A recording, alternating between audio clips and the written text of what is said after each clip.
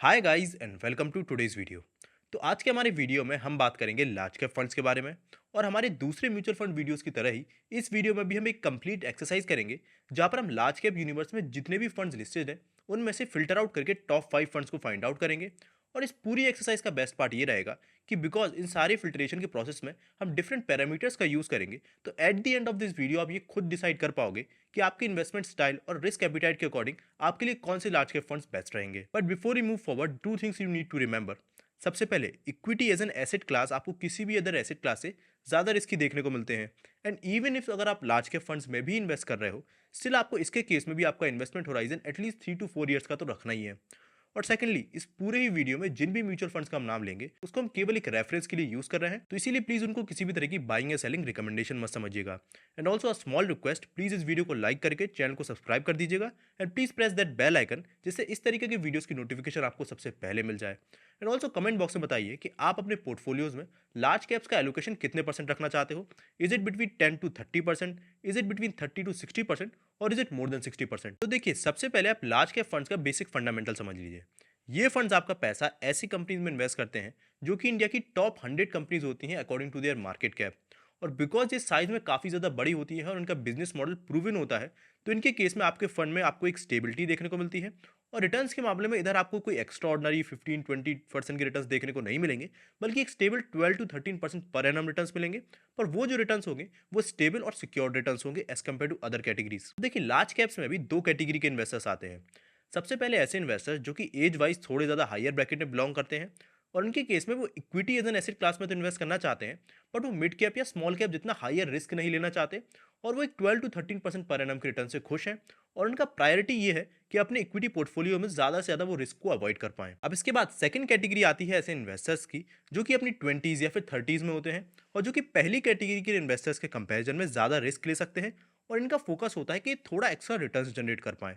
और इनका primary reason large cap में इन्वेस्ट करने का ये होता है कि लार्ज कैप में इन्वेस्ट करके बेटर डाइवर्सिफिकेशन और अपने पोर्टफोलियो में ओवरऑल जो रिस्क है उसको थोड़ा मिटिगेट कर पाएं। तो यहाँ पर सबसे पहले हम बात करते हैं अपने फर्स्ट कैटेगरी ऑफ इन्वेस्टर्स की, जिनका प्राइमरी फोकस है रिस्क अवॉइडेंस और अपने पोर्टफोलियो में वो एक स्टेबिलिटी चाहते हैं।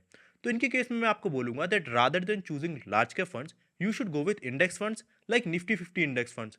और ऐसा मैं क्यों बोल रहा हूँ? तो देखिए, आप लार्ज कैप फंड्स में इसीलिए इन्वेस्ट कर रहे हो जिससे आप रिस्क अवॉइड करके एक स्टेबल रिटर्न जनरेट कर पाओ। और बिकॉज लार्ज कैप फंड आपका जो पैसा है वो इंडिया की टॉप 100 कंपनीज में इन्वेस्ट करता है according to their market cap, तो इसका रिस्क काफ़ी ज़्यादा कम होता है। बट यही अगर आप अपना पैसा निफ्टी 50 के किसी इंडेक्स फंड में इन्वेस्ट करते हो, तो ऑटोमेटिकली ये जो आपका पैसा है ये इंडिया की टॉप 50 अपनी मार्केट कैप के अकॉर्डिंग जो लार्जेस्ट कंपनीज है उनमें इन्वेस्ट हो रहा है। यानी लार्ज कैप के कंपेरिजन में और भी ज़्यादा आपको रिस्क अवॉइडेंस मिल रहा है। सेकेंड चीज़, ये जो इंडेक्स फंड होते हैं ये पैसिवली मैनेज फंड्स होते हैं। मतलब लार्ज कैप्स की जहाँ पर आपको एक एक्टिवली फंड मैनेजर आपका पैसा यहाँ के वहाँ कर रहा है, जिसके चलते आपको एक्सपेंस रेशियो ज़्यादा पे करना पड़ रहा है। वहीं पर इंडेक्स फंड के केस में आपको जो एक्सपेंस रेशियो है वो ऑलमोस्ट हाफ पे करना पड़ेगा किसी भी एवरेज लार्ज कैप कैटेगरी के फंड से।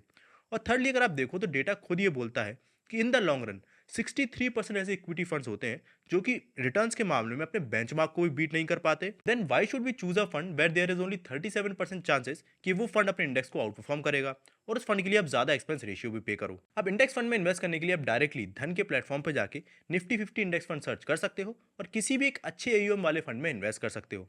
अब बिकॉज इंडेक्स फंड के केस में ये डायरेक्टली आपका पैसा एक फंड में डालते हैं जो कि एक इंडेक्स को रेप्लिकेट कर रहा है, तो इनके केस में आप कौन से फंड में इन्वेस्ट करते हो ये बहुत ज्यादा मैटर नहीं करता, और लॉन्ग रन में आपको more of a similar kind of returns देखने को मिलेंगे। अब इसके बाद हम आते हैं अपने सेकंड कैटेगरी ऑफ इन्वेस्टर्स के लिए जो कि लार्ज कैप्स में इन्वेस्ट तो रहना चाहते हैं, बट वो थोड़ा हायर रिस्क लेके थोड़ा हाई रिटर्न्स लेना प्रेफर करेंगे।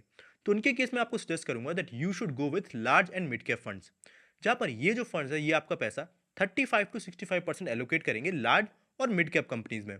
जहां पर लार्ज कैप कंपनीज में तो इंडिया की टॉप 100 कंपनीज आ जाती है according to their market cap, वहीं पर मिड कैप में आ जाती है उन 100 कंपनीज के बाद जो नेक्स्ट 150 कंपनीज होती हैं उनमें। और इन दोनों ही कंपनीज में आपका पैसा इन्वेस्ट करेंगे जिससे आप एक और अल्फा जनरेट कर पाओगे लार्ज कैप के कंपैरिजन में। And apart from this, rest of your amount will be invested in small cap funds, और इवन अगर उन्हें स्मॉल कैप में बेटर अपॉर्चुनिटी नहीं दिखती और लार्ज कैप्स में ही दिखती है तो उस पैसे को भी वो इधर ही इन्वेस्ट कर सकते हैं। अब यहाँ पर मैं आपको एक डेटा पे लेकर चलता हूँ जो कि आपको ये शोकेस करेगा कि large and mid cap fund में इन्वेस्ट करना काफ़ी ज़्यादा रिस्क और रिटर्न्स के मामले में कई सारे इन्वेस्टर्स के लिए क्यों काफ़ी अच्छा सेंस बनाएगा। तो इसके लिए अपनी स्क्रीन पे जो अभी करंट में टेबल देख पा रहे होगे, लेफ्ट में आपको तीन तरह के इंडेक्स देखने को मिल रहे हैं। निफ्टी 50 टीआरआई यानी total return index, Nifty large and mid cap TRI यानी टोटल रिटर्न इंडेक्स और निफ्टी मिड कैप 150 इंडेक्स। और इन तीनों ही केस में हमने मीडियन 3 ईयर्स के रोलिंग रिटर्न्स लिए हैं, एनुअलाइज्ड वॉलेटिलिटी ली है और रिटर्न टू रिस्क का जो रेशियो है वो लिया है। तो यहाँ पर निफ्टी 50 केस में आप देख पा रहे होगे कि लॉन्ग रन में 3 ईयर्स में हमें रिटर्न्स 13.43% के पर एनम देखने को मिले हैं। वहीं एनुअलाइज अगर आप वॉलेटिलिटी देखोगे तो इट्स अराउंड 12.62%। वहीं पर अगर आप रिटर्न टू रिस्क रेशियो देखोगे तो जितने रिटर्न्स आपको मिल रहे हैं उसके कंपेरिजन में रिस्क कम है और इसका नंबर 1.07 है। अब यहाँ पर इसको अगर आप कंपेयर करोगे लेट सपोज मिड कैप से, तो मिड कैप के केस में आपको बहुत ज़्यादा अच्छे रिटर्न्स तो देखने को मिल रहे हैं विच इज़ अराउंड 15.7%। बट यहाँ पर आपको एनुअलाइज वॉलेटिलिटी 20% पर एनम की देखने को मिल रही है and even return to risk ratio इसका निफ्टी 50 टोटल रिटर्न इंडेक्स से काफ़ी ज़्यादा कम है। यानी ये जो आपको 2-2.5% के हाई रिटर्न्स देखने को मिल रहे हैं, इसके बदले आपको काफ़ी ज़्यादा यहाँ पर रिस्क लेना पड़ रहा है। पर वहीं इन दोनों के बिटवीन में आता है लार्ज एंड मिड कैप की कैटेगरी, जहाँ पर आप देख सकते हो कि लास्ट 3 ईयर्स के रिटर्न्स यहाँ पर 1.5% ज़्यादा देखने को मिल रहा है निफ्टी 50 कंपैरिजन में। पर वहीं पर एनालाइज्ड वॉलेटिलिटी आपको मिड कैप से काफ़ी ज़्यादा कम देखने को मिल रही है और समवेयर बिटवीन निफ्टी 50 और मिड कैप के बीच में आपको देखने को मिल रही है। प्लस अगर आप रिटर्न टू रिस्क रेशियो देखोगे तो ये सबसे बेटर है, जहाँ पर आपको मिड कैप जितना higher return to risk ratio नहीं लेना पड़ रहा और यहाँ पर आपको बेटर रिस्क मैनेजमेंट देखने को मिल रहा है। अब यहाँ पर अगर आप ये सोच रहे हो कि यार अगर मैं लार्ज एंड मिड कैप में इन्वेस्ट कर रहा हूँ तो मुझे केवल 1.5% ही तो एक्स्ट्रा रिटर्न्स पर एनम मिल रहा है, तो इससे कौन सा बहुत बड़ा डिफरेंस बन जाएगा। तो यहाँ पर मैं आपको बताता हूँ कितना बड़ा डिफरेंस ये क्रिएट करेगा। तो इसके लिए अगर आप गूगल पे जाके धन एसआईपी कैलकुलेटर सर्च करोगे तो यहाँ पर हम अज्यूम करके चलते हैं कि हम 5,000 रुपीज़ पर मंथ की एसआईपी कर रहे हैं फॉर 30 ईयर्स। और इससे केस में सबसे पहले जो निफ्टी 50 में हमें 13.4% के पर एनम रिटर्न्स मिल रहे थे, उनके बेसिस पे हम कैलकुलेशन करते हैं। तो हेयर यू कैन सी कि 5,000 rupees per month SIP for 30 years at a rate of 13.4% per annum, यहाँ पर आपका कैपिटल बन जाएगा 2.4 करोड़ रुपीज़ का आफ्टर 30 ईयर्स।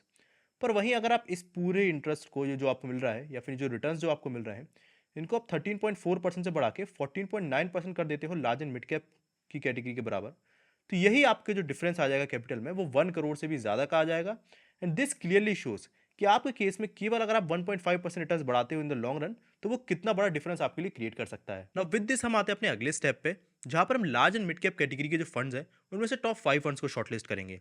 अब यहाँ पर मैं आपको बता दूं कि इंडिया में currently large and mid cap की कैटेगरी में around 40 mutual funds actively work कर रहे हैं और इनमें से अगर आप इंडिविजुअली हर एक फंड को एनालाइज करोगे तो इसमें काफ़ी ज़्यादा टाइम लग जाएगा। तो इसलिए मैंने इस चीज़ के लिए धन की म्यूचुअल फंड प्लेटफॉर्म का यूज़ किया है, जहाँ पर धन के केस में ये एक बहुत ही इंटरेस्टिंग फीचर्स अपने यूजर्स को देते हैं, जहाँ पर हर एक म्यूचुअल फंड को मॉर्निंग स्टार और वैल्यू रिसर्च के बेसिस पे रेटिंग दी जाती है according to the quality of that mutual fund. और यहाँ पर केस में 5 बेस्ट क्वालिटी होती है और 1 होता है वर्स्ट क्वालिटी। तो इसके केस में मैंने उन 40 फंड्स में से केवल ऐसे ही फंड्स को सिलेक्ट किया है जो कि क्वालिटी के मामले में 5 या फिर 4 स्टार रेटेड हो, और इससे नीचे रेटेड के जो क्वालिटी के फंड्स है उनको मैंने सिलेक्ट नहीं किया है। सो इस पूरे फिल्टर को अप्लाई करने के बाद हमें ये 7 म्यूचुअल फंड्स की लिस्ट देखने को मिलती है, जिनको कि मैंने इस टेबल में मेंशन किया है और इनके लिए मैंने डिफरेंट पैरामीटर्स को यहाँ पर सेट किया है, जिनके बेस पे फर्दर हम इन्हें एनालाइज करेंगे। तो सबसे पहले हमने पैरामीटर बेसिक्स लिए हैं लाइक AUM 1, 3 और 5 year CAGR returns, expense ratio और एग्जिट लोड। इस अपार्ट फ्रॉम दिस जो हमने अदर पैरामीटर्स यूज़ किए हैं उसमें आ जाता है स्टैंडर्ड डेविएशन, जो कि आपको बताता है कि ये जो आपका फंड है ये अपने बेंचमार्क के अगेंस्ट कितना ज़्यादा वॉलेटाइल है, जहाँ पर इनका जो बेंचमार्क की वॉलेटिलिटी है वो है 14, और अगर उसका नंबर इससे ज़्यादा है वॉलेटिलिटी का यानी स्टैंडर्ड डेविएशन का, दिस शोज कि ये फंड अपने बेंचमार्क के अगेंस्ट ज़्यादा वॉलेटाइल है। अगला हमारा पैरामीटर शार्प रेशियो हमें ये बताता है कि पर यूनिट रिस्क पे हमारा जो फंड का रिटर्न है वो कितना है, और शार्प रेशियो का जो बेस रेट है फॉर दिस कैटेगरी इट्स 0.99%, तो हमारे फंड्स का शार्प रेशियो से ज़्यादा होना चाहिए। थर्ड आता है अल्फा। अल्फा हमें बताता है कि हमारे फंड ने बेंचमार्क कैटेगरी के अगेंस्ट अपने किस तरीके की परफॉर्मेंस दी है। तो एक फंड के केस में उसको बेंचमार्क को तो बीट करना ही चाहिए, बिकॉज इसके अगर वो काफ़ी ज़्यादा क्लोज भी है, वे शोज के फंड की जो परफॉर्मेंस है रिटर्न्स में वो ज़्यादा बेटर नहीं है। फोर्थ पैरामीटर आता है बीटा, जो कि हमें एक फंड की वॉलेटिलिटी बताता है, और बीटा के केस में अगर आप इस कैटेगरी में देखोगे तो उसका नंबर 0.95% है, यानी हमारे फंड्स का जो बीटा है वो इस नंबर से कम होना चाहिए। अब इसके बाद अगर आप नंबर ऑफ स्टॉक्स में जाओगे तो यहाँ पर हमें नंबर ऑफ स्टॉक्स कितने होल्ड कर रहे हैं सारे म्यूचुअल फंड्स उनका नाम दिख जाएगा। फंड मैनेजर के केस में सारे ही म्यूचुअल फंड के केस में अच्छा खासा एक्सपीरियंस है फंड मैनेजर को, तो इधर कोई भी प्रॉब्लम नहीं है। और बात करोगे लास्ट रेशियो जो कि टर्नओवर रेशियो, ये हमें ये बताता है कि अगर एक फंड का फॉर सपोज टर्नओवर रेशियो 145% का शो कर रहा है, दिस शोज कि एक फंड ने अपने पूरे फंड के जितने भी होल्डिंग्स हैं उनको एक साल के अंदर अंदर 1.4 टाइम्स चेंज किया है। तो हमारी शॉर्ट लिस्टिंग के प्रोसेस में सबसे पहला मेरा फोकस है कि मुझे रिटर्न्स तो अच्छे चाहिए, बट इतना ज़्यादा रिस्क भी नहीं चाहिए कि मुझे लार्ज और मिड कैप में इन्वेस्ट करने का जो बेनिफिट है वो भी ना मिल पाए, बिकॉज अगर मुझे ज़्यादा ही रिस्क लेके रिटर्न जनरेट करना है तो मैं मिड कैप में इन्वेस्ट कर दूंगा। तो इसके केस में सबसे पहले मैं देखूंगा स्टैंडर्ड डेविएशन को। तो स्टैंडर्ड डेविएशन के बेस में मैं सबसे पहले मोतीलाल ओसवाल को एक रेड मार्क कर दूंगा, बिकॉज इनका स्टैंडर्ड डेविएशन बेंचमार्क के स्टैंडर्ड डेविएशन से ज़्यादा है। अब यहाँ पर ये आपके ऊपर डिपेंड करता है कि आपको ज़्यादा वॉलेटिलिटी चाहिए या फिर ज़्यादा रिटर्न्स, बिकॉज मोतीलाल ओसवाल ने सबसे बेटर रिटर्न्स भी दिए हैं, पर यहाँ पर मैं इसको एग्जिट करा दूंगा। सेकेंडली हमारा जो शॉर्ट लिस्टिंग का प्रोसेस रहेगा वो रहेगा एक्सपेंस रेशियो का। एक्सपेंस रेशियो सारों के 1 से कम है, बस यहाँ पर आपको UTI large cap mid cap fund में यहाँ पर एक्सपेंस रेशियो 1 से ज़्यादा देखने को मिल रहा है, तो इसको भी मैं एक रेड फ्लैग साइन करके इसको भी मैं यहाँ पर फंड से एग्जिट करा दूंगा। अब यहाँ पर मैं अपना अगला पैरामीटर अप्लाई करूंगा अल्फा के केस में, जहाँ पर अल्फा में मैं ये देखूंगा कि जिस फंड को मैं सिलेक्ट कर रहा हूँ उसमें मुझे काफ़ी ज़्यादा कम रिटर्न्स तो देखने को नहीं मिल रहा है। तो यहाँ पर अगर आप कोटक इक्विटी फंड का केस देखोगे तो इनका केस में जो अल्फा है वो बहुत ज़्यादा कम है बाकी सारे फंड से कंपेरिजन में, तो इसको भी मैं एक रेड फ्लैग देके इस फंड को भी एलिमिनेट कर दूंगा, बिकॉज अगर मैं मिड कैप को इंक्लूड कर रहा हूँ तो थोड़ा तो रिटर्न्स मुझे बेटर चाहिए। तो एज ऑफ नाउ मेरे एलिमिनेशन के चलते मुझे 4 फंड्स देखने को मिल रहे हैं, ICICI prudential large and mid cap fund, बंधन बैंक फंड, एचडीएफसी का फंड और डीएसपी फंड। अब इन चारों के केस में मैं टॉप 3 को सिलेक्ट करूंगा, जिससे फर्दर अपनी एनालिसिस करेंगे और शॉर्ट लिस्टिंग करेंगे। तो टॉप 3 में से मैं एचडीएफसी को यहाँ पर एलिमिनेट कर दूंगा, और इसको मैंने एलिमिनेट क्यों किया उसका भी मैं आपको रीज़न बताता हूँ। क्योंकि सबसे पहले अगर आप इनका एक्सपेंस रेशियो चेक करोगे बाकी तीनों फंड के कंपैरिजन में, यानी आईसीआईसीआई, बंधन और डीएसपी से, तो सबसे ज़्यादा एक्सपेंस रेशियो इसी का है। सेकंड प्रॉब्लम ये है कि अगर आप इसका स्टैंडर्ड डेविएशन चेक करोगे तो अपने जो बेंचमार्क का स्टैंडर्ड डेविएशन से उससे ज़्यादा है। पर यहाँ पर अगर हम ये देखें कि चलो स्टैंडर्ड डेविएशन यानी वॉलेटिलिटी अगर फंड की ज़्यादा है तो क्या ये ज़्यादा बेटर हमें बाकी तीनों फंड से रिटर्न दे रहा है? तो यहाँ पर शार्प रेशियो और अल्फा भी बाकी तीनों फंड से इसका बेटर नहीं है, यानी ज़्यादा रिस्क लेने के बावजूद हमें यहाँ पर रिटर्न्स काफ़ी ज़्यादा बेटर देखने को नहीं मिल रहा है, और बल्कि कम ही देखने को मिल रहा है। इसीलिए तुम्हारी जो फाइनल सिलेक्शन आएगी वो आएगी ICICI prudential large and mid cap, बंधन और डीएसपी लार्ज कैप फंड। अब इसके केस में हम यहाँ पर धन के म्यूचुअल फंड कंपैरिजन के फीचर पे जाएंगे, और फिर वहां पर उस लिस्ट में मैं इन तीनों ही फंड्स को साइड बाय साइड ऐड करके इनको फर्दर हम यहाँ पर कंपेयर करेंगे। तो यहाँ पर हमने इन तीनों ही फंड्स को ऐड कर दिया है। तो अब देखिए, अगर आप रिटर्न्स देखोगे तो हमें थोड़ा बहुत डिफरेंस देखने को मिल रहा है 2 to 3% का, और हर एक के जो ज़्यादा रिटर्न्स है वो किसी ना किसी प्रोज एंड कॉन्स के साथ आ रहे हैं, और वो क्या है वो मैं आपको बताता हूँ। तो सबसे पहले अगर आप एयूएम देखोगे तो बंधन के केस में इसका जो एयूएम है वो सबसे ज़्यादा कम है 9,000 करोड़ का, और बाकी तो फंड का जो एयूएम है 15,000 करोड़ और 21,000 करोड़ का है। बट वहीं पर अगर आप रेटिंग्स देखोगे मॉर्निंग स्टार और वैल्यू रिसर्च की, तो बंधन और आईसीआईसीआई को 5 स्टार की रेटिंग मिली है और डीएसपी को 4 स्टार की रेटिंग। तो यहाँ पर अभी हमारी जो प्राइमरी चॉइस है वो आईसीआईसीआई बंधन में से कोई एक रहेगा। अब इसके बाद हमारा अगला ऑप्शन आ जाता है एक्सपेंस रेशियो का। तो इसमें बंधन का एक्सपेंस रेशियो सबसे ज़्यादा बेटर है, और इसके बाद आता है डीएसपी, और फिर इसके बाद आता है आईसीआईसीआई। पर यहाँ पर जो सबसे प्रायोरिटी पे आ जाता है वो आ जाता है हमारे कैश होल्डिंग्स का, जहाँ पर कैश होल्डिंग के केस में जो डीएसपी की कैश होल्डिंग है वो सबसे ज़्यादा है, यानी मार्केट के फॉल होने पे सबसे ज़्यादा पैसा इस फंड के पास है ये फर्दर इन्वेस्ट कर पाए।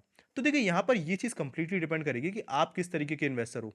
बिकॉज मेरे केस में अगर मैं देखूँ तो ऑलमोस्ट मुझे तीनों ही फंड्स सिमिलरली देखने को मिल रहा है, जिसमें थोड़े अब प्रोज एंड कॉन्स हमें देखने को मिल रहा है। पर यहाँ पर अगर आप देखो तो अगर आप आईसीआईसीआई केस में इनका टर्नओवर रेशियो परसेंटेज देखोगे तो वो 62% का है, यानी ये काफ़ी ज़्यादा भी नहीं है कि साल में अपनी पूरी होल्डिंग को ये चेंज कर दे रहा है। ये चीज़ हमें बताता है कि इनके केस में वॉलेटिलिटी काफ़ी कम रहेगी। वही बंधन के केस में भले ही रिटर्न्स बेटर है और इनका एक्सपेंस रेशियो सबसे ज़्यादा कम है, बट इनका टर्नओवर रेशियो 145% का है, यानी ये जो फंड है ये अपने पोर्टफोलियो में जो स्टॉक्स की चर्निंग है वो ज़्यादा करता है, तो इसे वॉलेटिलिटी थोड़ी हमें ज़्यादा देखने को मिलेगी। वहीं डीएसपी के केस में आपको जो टर्नओवर रेशियो वो सबसे कम देखने को मिल रहा है। बस यहाँ पर ये है कि ये फंड आपको थोड़ा सा ज़्यादा हाई रिस्की देखने को मिलेगा, बिकॉज इसका जो आपको स्टैंडर्ड डेविएशन है वो आईसीआईसीआई कंपैरिजन में ज़्यादा देखने को मिलेगा। सो हेयर आपको इन तीनों ही फंड्स में से अपनी प्रेफरेंस के हिसाब से एक चूज़ कर लेना है, एंड मुझे कमेंट बॉक्स में ज़रूर बताइएगा कि इन तीनों ही फंड्स में से आपने अपने लिए कौन सा चूज़ किया। अब यहाँ मैं आपको एक बात और बता दूँ दैट धन अपने प्लेटफॉर्म पे अपने यूजर्स को म्यूचुअल फंड प्लेजिंग का भी ऑप्शन प्रोवाइड करता है, जिससे आप अपने एग्जिस्टिंग म्यूचुअल फंड्स को प्लेज करके उससे एक एक्स्ट्रा कैपिटल जनरेट कर पाओगे, जिसको कि अपने फर्दर ट्रेडिंग जर्नी को फ्यूल करने में भी यूज़ कर सकते हो। और अगर आपको इस फीचर का यूज़ करना है तो उसके लिए आपको धन के प्लेटफॉर्म पर जाके उनके म्यूचुअल फंड वाले ऑप्शन पर जाके वहाँ से डीमैट म्यूचुअल फंड के ऑप्शन को एक्टिवेट करा लेना है, और जैसे ही वो एक्टिवेट हो जाता है आपको वापस से मनी वाले सेक्शन में जाना है, और उधर आपको ऑप्शन मिल जाएगा गेट इंस्टेंट मार्जिन बेनिफिट, और वहाँ से अपने म्यूचुअल फंड्स को आप प्लेज कर सकते हो। So this was all from our video अगर आपको पसंद आया तो वीडियो को लाइक करना मत भूलिएगा, and also thanks for watching this video till the end. हम मिलेंगे अपने नेक्स्ट वीडियो में, तब तक के लिए bye bye. Investments in the securities market are subject to market risk. Read all the related documents carefully before investing.